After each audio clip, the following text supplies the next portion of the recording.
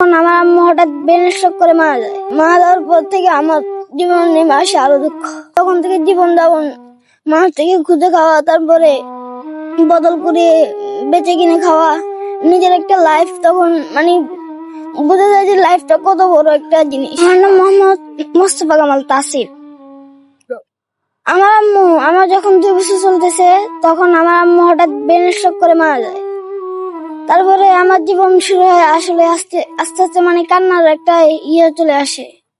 তখন বাবাও সাইডে ছিল না, আমার দাদা দাদি কিছুটা লালন পালন করছে। তারপরে কিছুদিন যাবৎ আমার দাদা দাদিরও অনেক কষ্ট হচ্ছে আমাকে লালন পালন করার। তখন আমার বয়স ছিল 8 বছর। আমি যখন 8 বছর অবস্থায় আমি আমার দাদা দাদিকে অনেক জ্বালাতন করতাম। ছোট ছিলাম, কিছু বুঝতাম না, বেশি জ্বালাতন করতাম। আমার দাদা দাদির অনেক রাগ হতো, কারণ আমার আব্বু দেশে ছিল না, দেশের বাইরে ছিল। আমার একদিন এই কাঁটাটা দেখছেন না, তারপরে এখানে আরো অনেকগুলো কাঁটা ছিল।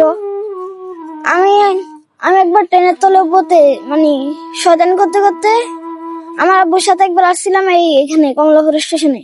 এখানে ট্রেনের তলে পড়তে লাগছিলাম। আমার আব্বু ওইখান থেকে নিয়ে আমার জন্য অনেক কষ্ট করছিল।